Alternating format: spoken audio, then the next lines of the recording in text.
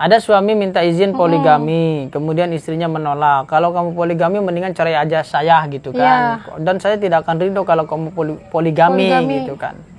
Nah, istrinya apakah dosa apa tidak gitu. Nah, poligami ini permasalahannya adalah permasalahan rumit. Ketika seorang istri tidak mengizinkan suaminya berpoligami karena urusan perasaan ya. Urusan gak mau dimadu, gak mau diduakan, tidak mau dibagi-bagi gitu kan. Karena pasti sakit. Siapapun pasti sakit. Di poligami itu sakit ya. Kecuali orang yang doktrin keagamaannya, seorang perempuan yang doktrin keagamaannya sudah kuat, itu di poligami 4 kali gak jadi masalah. Ya paham ya. Tapi kalau doktrin keagamaan itu belum meresap, kemudian banyak menggunakan logika, banyak mengukur dengan perkara-perkara yang lain, pasti nggak bakal kuat. Makanya doktrin. Makanya maksudnya doktrin itu yang menyebabkan orang akan rela-rela saja. Karena banyak di luar sana yang poligami bareng-bareng bahkan satu rumah gitu kan. Ada suka di video-video tuh ya. Di WhatsApp, nganterin suaminya nikah lagi. Terus saling telepon-teleponan antara satu istri dengan istri yang lain. Masak apa sekarang? Aku masak tempenya ya. Kamu masak nasinya ya. Aku masak kerupuknya. Kamu yang nyambelnya kan itu ada juga seperti itu. Nah sekarang persoalannya yang Umi tanyain. Kalau istrinya tidak mengizinkan. Menolak di poligami. Apakah seorang istri ini berdosa? Tidak berdosa. Ya. Kalau seorang istrinya ini tetap berada dalam ketaatan kepada suaminya. Tapi kalau istrinya ternyata tipenya adalah tipe yang suka nolak ketika suami ingin, kemudian istrinya adalah pembangkang, kemudian istrinya ini tidak melakukan syariat-syariat, kemudian istrinya menolak hanya urusan perasaan, itu dosa. Itu dosa. Karena suami ini Berarti kalau misalnya seorang istri tuh merasa dirinya tuh kan kurang melayani, kurang ini, berarti dia kalau menolak dosa gitu, takut dosa atau gimana? Maksudnya gimana? Nggak paham tuh Abah. Kan banyak juga perempuan yang ngerasa kalau dirinya tuh kurang dalam melayani suami. Iya, melayani apa? Apapun. Makan, hal itu. Ranjang. Iya. Tapi dia di hatinya dia juga menolak poligami, dia nggak mau dipoligami. Iya pasti. Sedangkan dia tahu dirinya dia memang jauh dari kata baik, dari kata soleha, itu gimana? Bukan itu ukurannya, bukan perasaan dia, Jadi ukurannya si perempuan itu diajak suami, ini dohir ini bukan perasaan. Ketika diajak sering nolak apa enggak, itu kan dohir bukan perasaan. Udah jelas. Dia ngerasa kalau dia suka menolak, misalkan dalam keadaan tertentu. Ngerasa tuh artinya capek. Emang iya gitu maksudnya? Iya, misalkan. Ya karena capek. Terus karena banyak mengabaikan suami, itu suaminya pengen poligami. Iya. Gitu ya. Tapi dia nggak siap untuk dipoligami gitu. Iya. Dosa nggak itu? Ya. Gimana ya, kalau memang suaminya tidak terlayani dengan baik, menolak suaminya ingin berpoligami, tidak mengizinkannya, ya maka dosa seorang perempuan tersebut. Karena akan banyak efek kepada suaminya dan kepada rumah tangganya. Jadi poligami itu di antara hikmahnya adalah menjaga kestabilan seorang pemimpin rumah tangga, di antaranya ini. Kemudian hasrat seorang laki-laki ketika tidak terpenuhi, umpamanya ini bukan urusan hasrat sebenarnya tapi hikmahnya aja.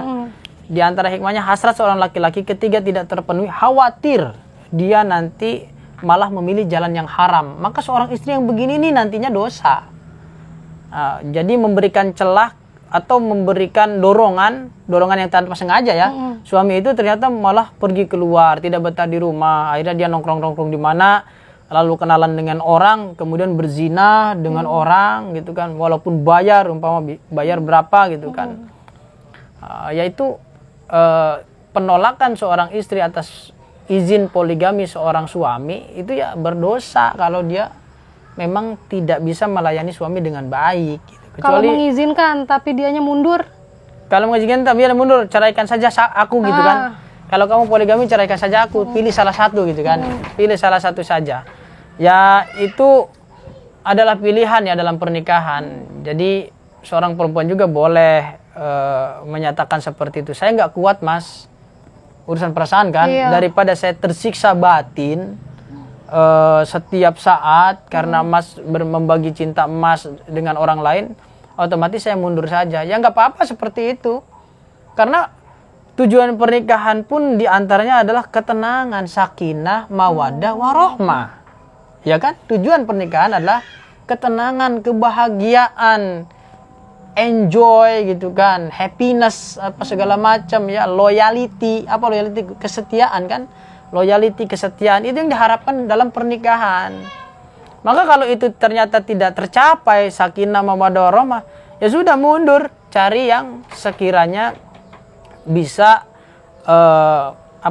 bisa memberikan kenyamanan, ketenangan, kebahagiaan itu dicari. Karena pernikahan itu bukan hanya semata-mata adalah kebutuhan seksual, tapi itu adalah kebutuhan batin, ketenangan, kenyamanan kita. Seperti itu. Jadi suami yang minta izin, kemudian istrinya nolak, lihat-lihat dulu. Kalau kata orang Jawa, delok-delok. Gimana istrinya gitu kan? Kalau istrinya sudah soleha, istrinya sudah melayani dengan baik, terus suaminya pengen tambah lagi, menolak, ya nggak apa-apa, haknya dia. Menolak itu bukan berarti mengingkari syariat loh ya. Ingat, jadi menolak poligami bukan berarti mengingkari ayat Allah. Ayat Allah mah udah pasti, ayat Allah kan memperbolehkan poligami, tapi yang dimaksud menolak itu saya tidak rela poligami suami saya, bukan poligami dalam globalnya hukum syariat.